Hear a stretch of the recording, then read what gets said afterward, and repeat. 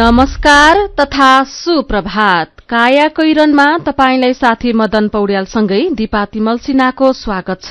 काया कैरन उज्यालो रेडियो नेटवर्कसँगै उज्यालो अनलाइन र मोबाइल एप्लिकेशनबाट एकसाथ प्रसारण भइरहेको छ।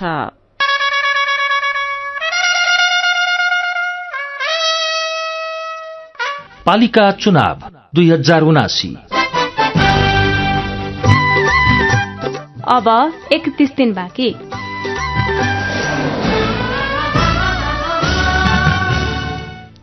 आज 2078 साल चैत 29 गते मंगलबार, चैत शुक्ल पक्षको एकादशी तिथि, सन् 2022 अप्रिल 12 तारिख।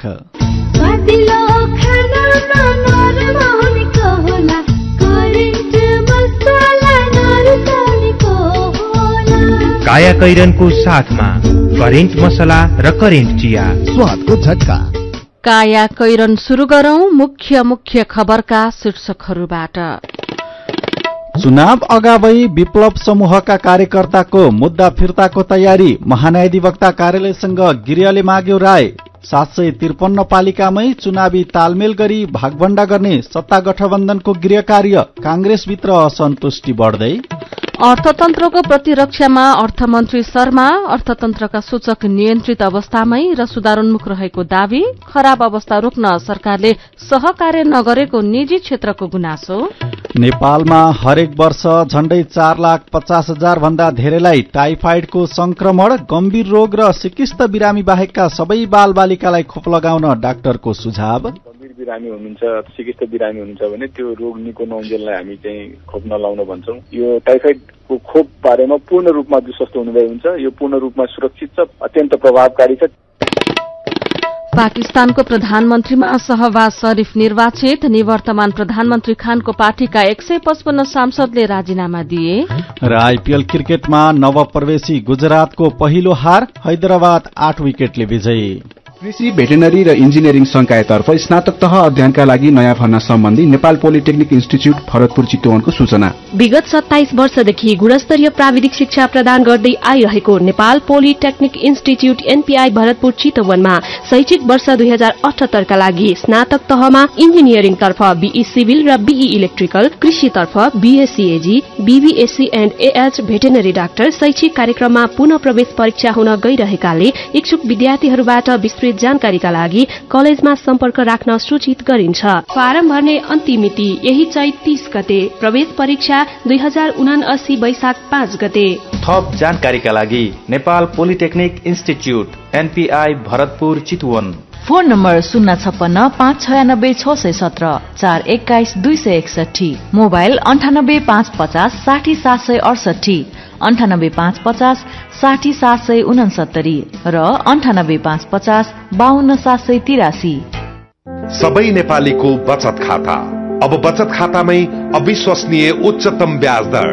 ग्लोबल आईएमई बैंकको सबै नेपालीको बचत खातामा पाउनुहोस् 8.03% को वार्षिक ब्याज दर।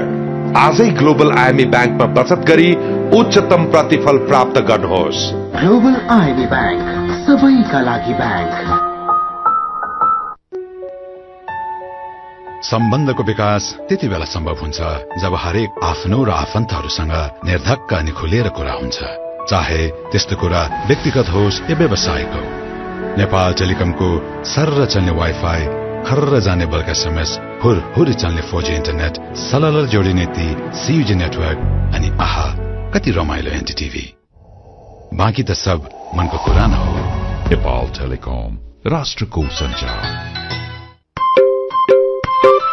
सुरक्षित र समृद्ध होस् जिन्दगीको सेरोफेरो, भोलिको लागि सोच्नु पर्ने कर्तव्य हो तिम्रो मेरो।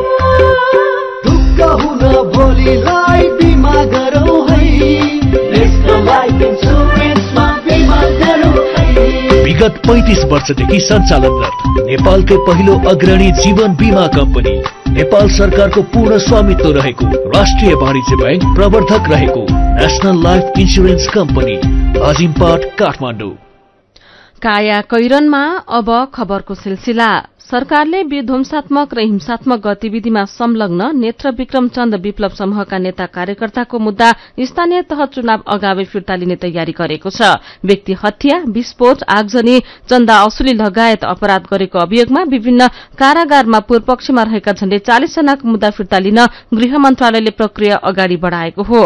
मुद्दा फिर्ता लिन गृह मन्त्रालयले रायका लागि महान्यायाधिवक्ता कार्यालयमा पत्र पठाएको छ। स्रोतका अनुसार धनुषाको छिरेश्वर र ललितपुरको नखुमा रहेको एनसीएल कार्यालयको विस्फोट, मोरङको मिक्लाजुङमा शिक्षक अपहरण र हत्या, भोजपुरमा प्रहरीमाथि गोली प्रहार लगायतका अपराधमा जोडिएका व्यक्तिलाई पनि उन्मुक्ति दिन लागिएको खबर आजको कान्तिपुर दैनिकले छापेको छ। चन्द समूहले 2075 साल फागुन 10 मा नखुमा रहेको एनसीएल कार्यालयमा गराएको विस्फोटमा सिंह प्रसाद गुरूङको ज्यान गएको थियो भने 2076 साल मंसिर 27 गते धनुषाको छिरेश्वर 5 महेन्द्रनगरमा गराएको विस्फोटमा प्रहरी निरीक्षक अमीर कुमार ढाल, स्थानीय राजेश शाह र उहाँका छोरा आनन्दको ज्यान गएको थियो। 2076 साल असार 25 गते चन्द समूहको गोली प्रहारबाट भोजपुर सदरमुकाम नजिकै प्रहरी जवान सञ्जीव राईले ज्यान गुमाउनु भएको थियो। 2077 साल मंसिर 23 मा मोरङको मिक्लाजुङमा सरस्वती आधारभूत विद्यालयका प्रधानाध्यापक राजेन्द्र श्रेष्ठको अपहरणपछि हत्या भएको थियो। गृह मन्त्रालयका प्रवक्ता फणीन्द्रमणि पोखरेलले सरकार र चन्द समूहबीच भएको 3 बुँदे सम्झौता अनुसार कानून बमोजिम मुद्दा फिर्ताका लागि अध्ययन भइरहेको बताउनु भएको छ। त्यसकै लागि महान्यायाधिवक्ता कार्यालयसँग राय मागिएको उहाँले बताउनु भएको छ। महान्यायाधिवक्ता कार्यालयका प्रवक्ता सहन्यायाधिवक्ता सञ्जीव राज रेग्मीले चन्द समूहका नेता कार्यकर्ता विरूद्ध लागेका मुद्दा फिर्ताका लागि गृह मन्त्रालयबाट राय माग भएको जानकारी दिनुभएको छ। 5 दलीय सत्ता गठबन्धनका शीर्ष नेताहरूले 753 पालिकामै चुनावी तालमेल गर्ने गरी भागवण्डाको गृह कार्य अघि बढ़ाएपछि सरकारको नेतृत्व लिएको नेपाली कांग्रेसभित्र असन्तुष्टि बढ्न थालेको छ। केन्द्रीय कार्यसमितिको निर्णय र विधानको व्यवस्था विपरीत केन्द्रबाटै सबै पालिकामा तालमेल गर्ने निर्णय लिएमा तल्ला तहका कार्यकर्ताले त्यसलाई स्वीकार गर्न नसक्ने चेतावनी नेता शेखर कोइराला समूहको नेतृत्वले दिँदै आएको छ। केन्द्रले मातहतका निकायलाई उम्मेद्वारको निर्णय लिन रोकेर रामचन्द्र पौडेलको संयोजकत्वमा गठित निर्वाचन परिचालन तथा अनुगमन समितिले 753 वटै पालिकामै 5 दलबीच भागवण्डा गर्ने गृह कार्य अघि बढ़ाएपछि कोइराला पक्ष झस्किएको छ।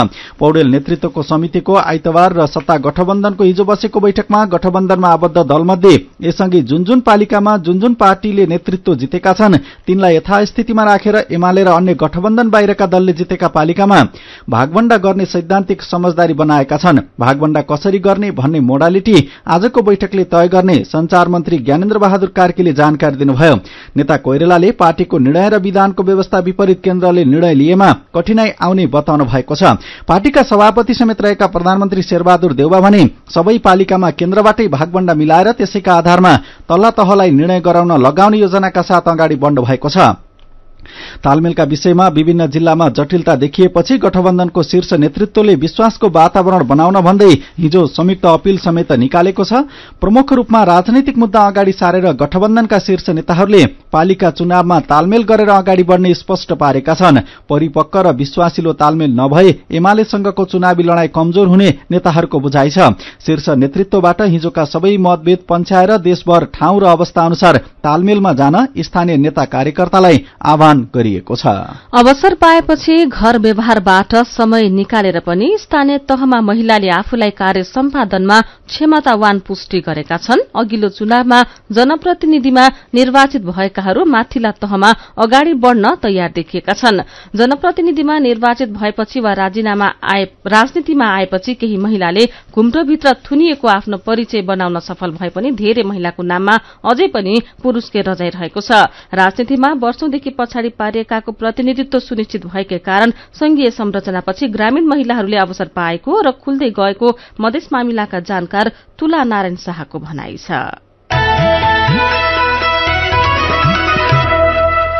देशको अर्थतन्त्र संकटमा जान लागेको भन्दै सर्वत्र आलोचना भइरहेका बेला अर्थमन्त्री जनार्दन शर्माले त्यसको प्रतिरक्षा गर्नु भएको छ। हिजो मन्त्रालयमा पत्रकार सम्मेलन गर्दै शर्माले अर्थतन्त्रको बाह्य क्षेत्रमा केही चाप देखिए पनि अरू सूचक नियन्त्रित अवस्थामै र सुधारोन्मुख रहेको दावी गर्नुभयो। यद्यपि शर्माले प्रस्तुत गरेका आर्थिक आँकडा र तिनको सुधारका लागि प्रयास गरिरहेको भन्ने उहाँको अभिव्यक्ति आफैमा विरोधाभासपूर्ण छ। उहाँले एकातर्फ अर्थतन्त्र समस्यामा छैन भन्ने जिकिर गरिरहे भने अर्कोतर्फ घाटा सूचक देखाएर सुधारका लागि प्रयास भइरहेको भन्नुभयो। प्रतिपक्षी दल नेकपा एमालेमा रहेका 3 जना पूर्व अर्थमन्त्रीले आइतबार पत्रकार सम्मेलन गरी नेपालको अर्थतन्त्र गम्भीर संकटको बाटोमा रहेको र त्यसका लागि अहिलेको सरकार र अर्थमन्त्री जिम्मेवार रहेको बताएका थिए। त्यसको भोलिपल्ट सरकारका तर्फबाट अर्थमन्त्री शर्माले हिजो पत्रकार सम्मेलन गर्दै आफ्नो बचाउ गर्नुभएको हो। व्यापार घाटा बढ्नु र विदेशी विनिमय सञ्चितमा चाप पर्नुलाई अहिलेको मुख्य समस्या मान्नुपर्ने उहाँको भनाइ छ। सरकारले विलासी वस्तुको भन्सार दरबन्दी बढ़ाउने भएको छ। अघिल्लो मंगलबार मन्त्रीहरू, राष्ट्रिय योजना आयोगका उपाध्यक्ष, मुख्य सचिव लगायतका पदाधिकारी बैठकले भन्सार बढ़ाउने निर्णय गरेको हिजो अर्थ मन्त्रालयमा आयोजित पत्रकार सम्मेलनमा अर्थमन्त्री जनार्दन शर्माले जानकारी दिनुभएको हो। विलासी वस्तु, उच्च मूल्यका गाड़ी, अत्यावश्यक बाहेकका इलेक्ट्रोनिक सामान लगायत आयात नियन्त्रण गर्ने वस्तुहरूको पहिचान गरी उच्च पैठारी मूल्य भएका वस्तुहरूको भन्सार बिन्दुमा लाग्ने महसुल दर वृद्धि गर्ने र केही समयका लागि त्यस्ता वस्तुको प्रतिपत्र खोल्न पनि निरुत्साहित गर्ने प्रस्ताव अघि बढ़ाएका छौं उहाँले भन्नुभएको छ। यो प्रस्तावलाई मुख्य सचिवका माध्यमबाट मन्त्री परिषद बैठकमा लगिने पनि उहाँले बताउनु भएको छ। नेपाल राष्ट्र बैंकले यसअघि नै गाड़ी लगायतका वस्तुको एलसी केही समयका लागि बन्द गर्न निर्देशन दिएको थियो। बैंकर संघको अस्ति बसेको बैठकले 1 हप्ताका लागि त्यस्ता वस्तुको एलसी नखोल्ने निर्णय गरेको छ। देशको अर्थतन्त्र खराब अवस्थातर्फ गइरहेको अवस्थामा पनि सरकारले सहकार्य तथा समन्वय नगरेको निजी क्षेत्रले गुनासो गरेको छ। नेपाल उद्योग वाणिज्य महासंघको 56औं वार्षिक साधारण सभा तथा उद्योग वाणिज्य दिवस 2078 को अवसरमा हिजो आयोजित कार्यक्रममा निजी क्षेत्रले यस्तो धारणा राखेको हो। देशमा आर्थिक संकट आउन निजी क्षेत्रले योगदान गर्न चाहे पनि सरकारले समन्वय र सहकार्यका लागि वास्ता नगरेको महासंघका अध्यक्ष शेखर गोल्छाले बताउनु भएको छ। यसैबीच सरकारले सुपारीको आयात खुल्ला गरेपछि तस्करीका लागि व्यवसायी सलबलाउन थालेका छन्।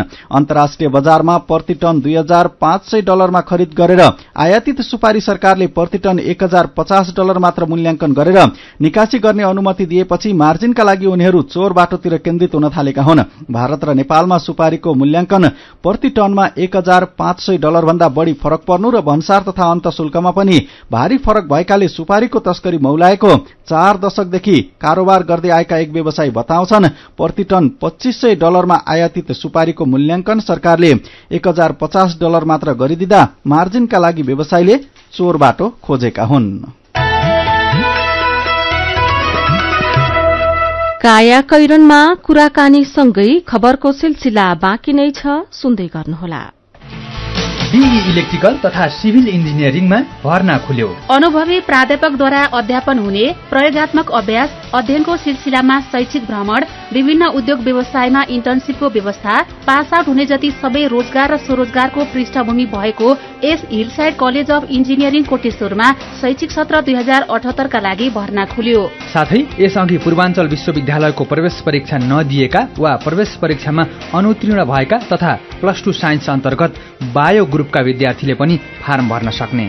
फारम भर्ने अन्तिम मिति यही चैत 30 गते, प्रवेश परीक्षा 2079 वैशाख 5 गते। सम्पर्क 980111 27974, 98512 44964, 01 51 47 010। Hillside college of engineering Koteshwar, Kathmandu. चिठा पर्यो। चिठा किन छ र? चिठा पढ्नु? मदन बहादुर पनि बुढो मान्छे भएर के चिसिरहेको नि, थाहै नभए जस्तो। सानीमा बैंकले रेमिटेन्स मुद्दती खातामा उच्च 12.03% सम्म ब्याज दर दिइरहेको छ भने पो एकदम सुरक्षित बैंकमा उच्च ब्याज दर, त्यो पनि हरेक महिना पाउने भएपछि चिठा पर्यो नि त। साँच्ची एकदम कम निष्क्रिय कर्जा भएको सुरक्षित बैंक भएर पनि उच्च ब्याज दर दिनु त चिठा नै पर्नु हो। अब म सानीमा बैंकमा 12.03% ब्याज दरमा मुद्दती खाता खोलो भनेर विदेशमा बस्ने छोरीलाई पनि भनिहाल्छु। नबिर्स है, सानीमा बैंकले अन्य मुद्दती खातामा पनि 11.03% सम्म ब्याज दिइरहेछ नि। थाहा छ क्या? थाहा छ। थाहा भएर नै सानीमा बैंक जान लाग्दो हो नि। तपाईहरू पनि सानीमा बैंकमा आजै उच्च ब्याज दरको मुद्दती खाता खोल्नुहोस्। अनलाइनबाट खाता खोल्नका लागि www.sanimabank.com मा लगइन गरी एप्लाई फर अनलाइन अकाउन्टमा क्लिक गर्नुहोस्। थप जानकारीका लागि 9801190119 मा सम्पर्क गर्नुहोला। थोरै बचत धेरै कायदा, बीमाका छन् फाइदा। सरकारी स्वामित्व र बीमाको क्षेत्रमा विश्वसनीय नाम राष्ट्रिय बीमा संस्थान। जीवन बीमाका लागि आजै राष्ट्रिय बीमा संस्थान रामशाहपथ काठमाडौँ वा नजिकैको शाखामा सम्पर्क गरौं। सुन हे दिदी बहिनी, सुन दाजु भाइ, खाता खोल्नु नेपाल बैंकमा जुनी भाइलाई। नेपाल बैंक नै हो यो देशकै पहिलो, हजुरबुवा नातिसम्म इतिहास गरियो। कारोबार गर्न सक्छौँ बसी बसी घरमा, ढुक्क हुन्छन् सबैजना नेपाल बैंकको भरमा। समयसँगै अघि बढ्दै नेपाल बैंक लिमिटेड, नेपालको पहिलो बैंक।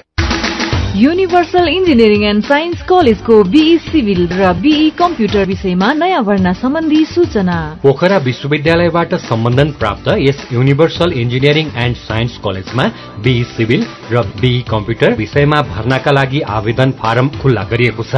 सम्पर्क universal engineering and science college, IOE Pulchowk campus नजिकै, चाकुपाट, ललितपुर। Phone number 01 52 60 419 52 60 592।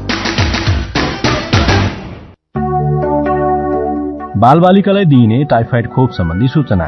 यही चैत्र 25 गतेदेखि वैशाख 18 गतेसम्म देशैभर 15 महिनादेखि 15 वर्ष मुनिका सबै बालबालिकालाई टाइफाइड खोप प्रदान गरिँदैछ। साथै यस अभियान पश्चात नियमित खोप कार्यक्रममा टाइफाइड खोप पनि समावेश गरिनेछ र 15 महिना पुगेका सबै बालबालिकालाई 1 डोज टाइफाइड खोप प्रदान गरिनेछ। खोप लगाउने निश्चित मिति र स्थानको बारेमा जानकारी लिन स्वास्थ्य संस्था, विद्यालय वा वडा कार्यालयमा सम्पर्क गरौं र बालबालिकालाई टाइफाइडको खोप अनिवार्य लगाऊ। नेपाल सरकार, स्वास्थ्य तथा जनसंख्या मन्त्रालय।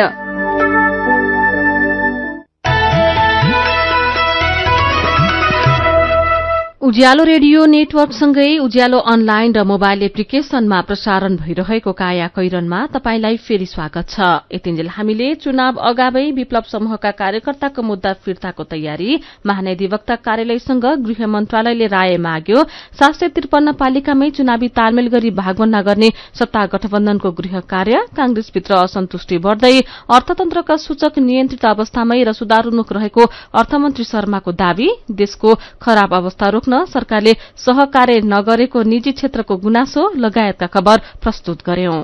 अब बाँकी प्रसंग। नेपालमा हरेक वर्ष झण्डै 4,50,000 भन्दा धेरै जनामा टाइफाइडको संक्रमण हुने गरेको सरकारको तथ्याङ्क छ।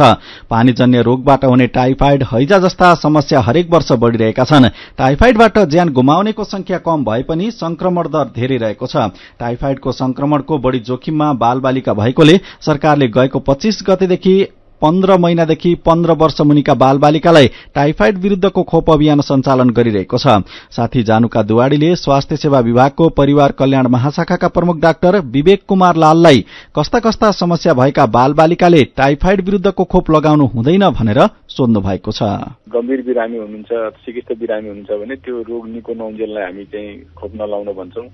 पहिला कसैलाई खोपहरू लगाउँदाखेरि गम्भीर किसिमको कुनै रियाक्सन भएको छ भने उहाँहरूलाई भन्छौं नलगाउनको लागि। तेस्रो भनेको चाहिँ एड्स लागेका बालबालिकाहरू, एचआईभी संक्रमित मात्रै होइन, एड्स नै रोग लागेको बालबालिकाहरूलाई चाहिँ हामी नलाउनको लागि भन्छौं। त्यो बाहेक कोभिड-19 विरुद्धको खोप लगाउनु भएको छ भने खोप लगाएको 15 दिनसम्म चाहिँ यो नलगाउनको लागि हामीले अनुरोध गर्छौं। यो खोप लगाइएन भने कस्ता कस्ता खालका समस्याहरू देखिन सक्छ? एउटा त शारीरिक रूपमा समस्या हुने भयो बालबालिकालाई, कहिलेकाहीँ गम्भीर असरको रूपमा मृत्यु हुन सक्ने, आन्द्रामा पाल पर्ने, मस्तिष्कमा समस्याहरू हुने यस्ता चिजहरू देखिन्छन् भने एउटा आर्थिक पाटो पनि छ। पटक पटक यसमा चाहिँ उपचार गर्नु पर्दाखेरि चाहिँ धेरै नै व्यय हुने गरेको छ। एउटा अध्ययनले के देखाएको छ भने सरदरमा झन्डै $60 नेपालीमा भन्ने हो भने अहिलेको हिसाबले 6-7 हजार भन्दा बढी रकम सरदरमा चाहिँ एउटा प्रति व्यक्तिले उपचारमा खर्च गर्नुपर्छ। संख्यात्मक रूपमै पूरा गर्नुहुन्छ भने प्रत्येक वर्ष सरदर 4,50,000 मानिसहरू यो रोगबाट संक्रमित हुन्छन्। त्यसमा पनि अत्याधिक रूपमा चाहिँ 15 वर्ष मुनिका बालबालिकाहरूमा चाहिँ यो संक्रमण हुन देखिन्छ। त्यही भएर नेपाल सरकारले अहिले यो चाहिँ 15 वर्ष मुनिका बालबालिकालाई लक्षित गरेर अहिले अभियानको रूपमा हामी चलाउँदैछौँ र यो अभियान सके लगत्तै अर्को महिनादेखि आफ्नो नियमित खोप लगाउने क्रममा 15 महिनामा उहाँहरूले चाहिँ दोस्रो मात्रा दादुरा रुबेलाको खोप लगाउने गर्नु भएको छ। अब त्यो दोस्रो मात्राको दादुरा रुबेलाको खोप लगाउन जाँदा एक मात्रा टाइफाइड विरुद्धको खोप पनि सबै बालबालिकाले 15 महिनाको समयमा पाउनुहुनेछ। यो जुन नियमित खोप कार्यक्रममा समावेश गर्ने भनेर भन्नुभयो नि, यहाँले यो दादुरा रुबेला लगाउँदाखेरि सँगै लगाउने भनेर भन्नुभयो। त्यति बेला चाहिँ यो 15 महिना माथिका 15 वर्ष मुनिका सबैले नियमित खोप कार्यक्रममा पार गरिसकेका बालबालिकाले पनि लगाउँदा हुन्छ कि अथवा 15 महिनासम्मकाले मात्रै लगाउन पाउनुहुन्छ? अहिले चाहिँ सरकारले यो अभियानकै रूपमा 15 वर्षसम्मैका सबैलाई समेट्ने गरेर चाहिँ हामीले खोप अहिले चलाउँदैछौँ भने नियमित खोपमा चाहिँ बालबालिकाहरूले क्रमशः यहाँलाई जानकारी नै छ कि जन्मेदेखि नै 15 वर्ष पुग्दासम्म 7 पटक चाहिँ खोप लिन जानुहुन्छ। 12 प्रकारका अहिलेसम्म खोप पाउँदै हुनुहुन्थ्यो भने अब 13औं थप एउटा समावेश हुन्छ। यस पश्चात चाहिँ नियमित खोपमा 15 महिना पुगेका बालबालिकाले मात्रै लगाउनुहुन्छ। केही जाने अहिले छुट्यो कुनै कारणले भने उहाँहरूले पछि लगाउन पाउनुहुन्न है यो खोप कार्यक्रम अभियान सकिसके पछाडि चाहिँ? हजुर, हाम्रो चाहिँ अहिले लक्ष्य के हो भने यो अभियानकै यदि यहाँले हेर्नुभयो भने झन्डै हामीले अब चैत्रको 25 गतेदेखि लिएर वैशाखको 18 सम्म लामो समय छ, 3 हप्ताभन्दा अलिक बढी समय नै छ। त्यो अवधिभर नै कोही छुट्नु भएको छ भने उहाँले लगाउन सक्नुहोस् भनेरै हामीले चाहिँ सबैलाई प्रोत्साहित गरिरहेका छौँ। सञ्चार माध्यमबाट यहाँहरूले पनि सूचनाहरू प्रकाशित गर्नै राख्नु भएको छ। नेपालमा पहिलो पटक लगाउन लागेकाले कतिपय अभिभावक चाहिँ अलिकति खोपको सुरक्षालाई लिएर सशंकित पनि देखिनुहुन्छ। त्यस्ता अभिभावकहरूलाई के सुझाव दिनुहुन्छ?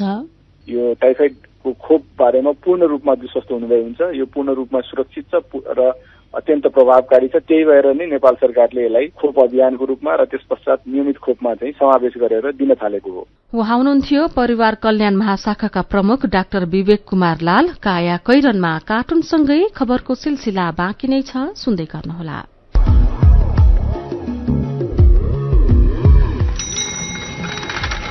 साइकलमा यात्रा गरौं, स्वास्थ्य र पैसा दुवैको बचत गरौं। सार्वजनिक हितका लागि उज्यालोको अनुरोध। जहाँ जता रहे पनि जति दौडधोप गरे पनि नभुलौ है आराम चाहिन्छ। त्यसका लागि क्लासिक म्याट्रेस छ, त्यसका लागि क्लासिक म्याट्रेस छ। हो, बिहानदेखि साँझसम्मको काम र थकानबाट हामीलाई विश्राम पनि चाहिन्छ। आरामदायी निन्द्रा र ताजा बिहानीका लागि क्लासिक म्याट्रेस, क्लासिक इन्डस्ट्रिज प्राली। क्वालिटी र स्वादमा कुनै सम्झौता नगरी तपाईहरूको अर्डर अनुसारको फूड, ड्रिंक्स तथा बेकरीका आइटमहरू 24 घण्टा जुनसुकै समयमा काठमाडौँ उपत्यका भित्र हजुरहरूले चाहेको स्थानमा डेलिभरी गर्न हामी तयार बसेका छौं। अब हजुरहरूको मायाले हाम्रो सेवा चितवनमा पनि विस्तार भएको जानकारी गराउँदछौं। लाटो कोसेरो, जो रातभर नसुती तपाईहरूको सेवामा हाजिर छ। www.latokoserofoods.com। फोन 9847 79890 98010 79890। मेरा छोराछोरीको सपना अन्तर्राष्ट्रिय स्तरको उच्च शिक्षा। म पनि यस्तै चाहन्छु। मलाई विश्वास छ हाम्रो सपना र चाहनालाई पूरा गर्छ नेपाल जापान सेवा सेन्टरले। हजुर, उच्च शिक्षाको लागि जापानको जुनसुकै सिटीमा अध्ययन गर्न र जापानिज भाषा सिक्नको लागि हामी तपाईको साथमा छौं। सम्पर्क नेपाल जापान सेवा centre, Nagpokhari, Kathmandu. Phone number 4428 242 4428 242। Come once, you will certainly be benefited. सीधा कुरा, प्रष्ट विचार। काठमाडौँमा 90 मेगाहर्ज उज्यालो रेडियो नेटवर्क मार्फत देशभरिका विभिन्न एफएम स्टेशन तथा उज्यालो अनलाइन र मोबाइल एप्लिकेशनमा प्रसारण भइरहेको काया कैरनमा तपाईंलाई फेरि स्वागत छ। अब बाँकी खबर। रेबिज भाइरसबाट संक्रमित कुकुर तथा अरू जनावरको टोकाईबाट शुक्रराज ट्रपिकल तथा सरुवा रोग अस्पताल टेकु काठमाडौँमा 1.5 महिनामा 10 जनाको ज्यान गएको छ। संक्रमित जनावरले टोकेपछि शुरूआती चरणमै रेबिज विरुद्धको खोप लगाएर ज्यान जोगाउन सकिने भए पनि शरीरमा संक्रमण फैलिसकेपछि मृत्यु निश्चित छ। यसबारे धेरैलाई थाहा नहुँदा र अस्पताल लैजान ढिलाइ हुँदा ज्यान गुम्ने गरेको छ। फागुन 6 गतेदेखि चैतको 22 गतेसम्म रेबिजका 10 बिरामीको ज्यान गएको छ। टेकु अस्पतालका आकस्मिक कक्ष संयोजक लीलानाथ भण्डारीले भन्नुभयो।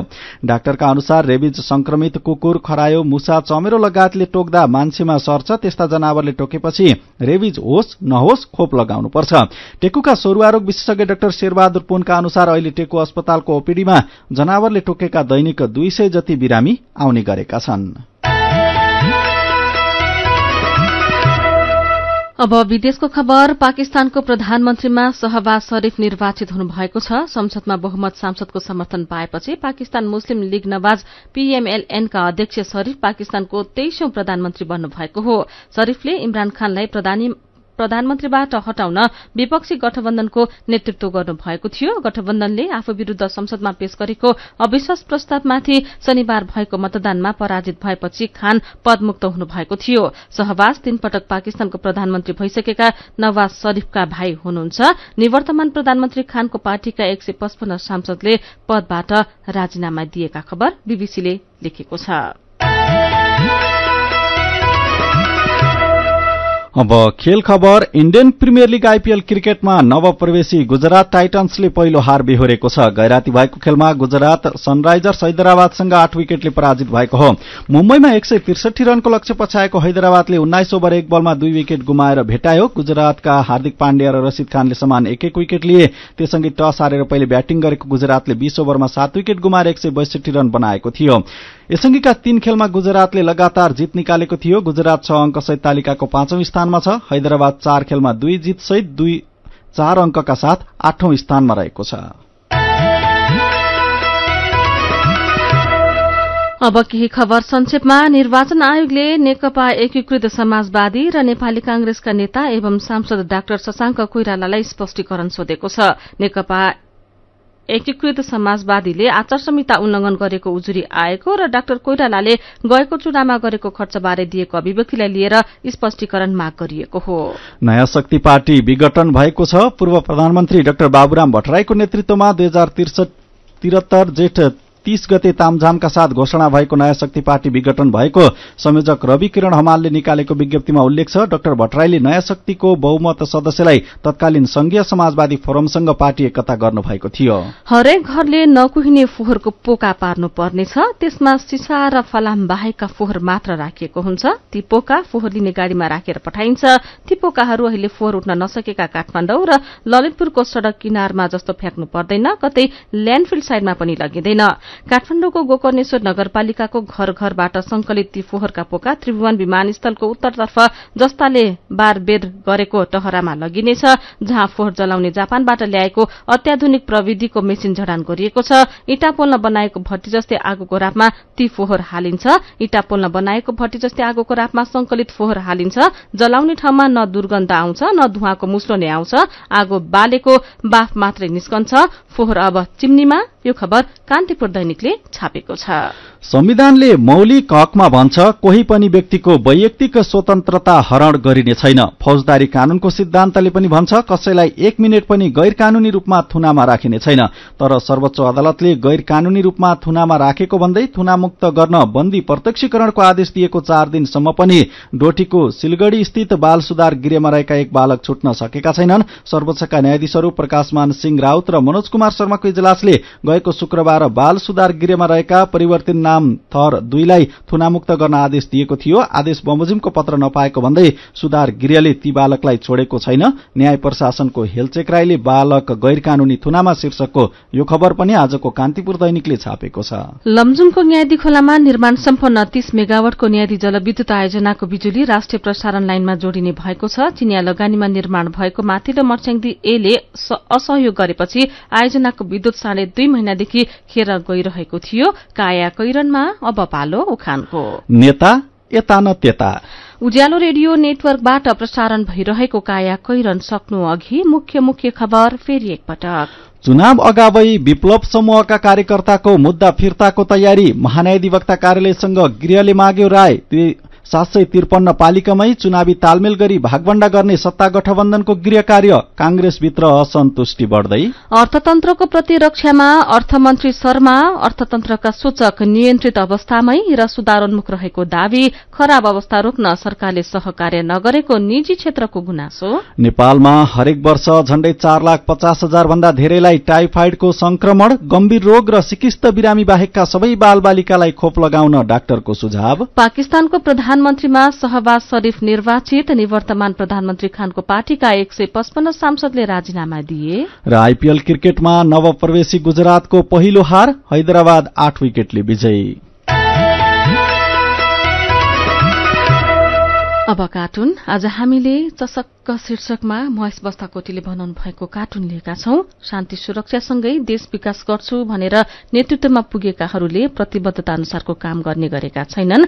भोट माग्दा देशलाई सिंगापुर बनाउँछु भन्नेहरू आफ्नै स्वार्थमा रुमल्लिँदा अहिले नेपाल आर्थिक संकट चुलिएको श्रीलंका जस्तो बन्न लागेको भन्दै टीका टिप्पणी भइरहेको छ। आजको कार्टुन यही विषयसँग सम्बन्धित छ। यहाँ कार्टुनमा एकजना नेता जस्ता देखिने व्यक्ति भोट माग्दै हिँडेका छन् अनि उनका सहयोगी भोट माग्दै मतदातासित भन्दैछन्, सिंगापुर नै बनाउन नसके नि श्रीलंका चाहिँ पक्का बनाउनुहुन्छ रे, भोट दिन पर्यो क्या।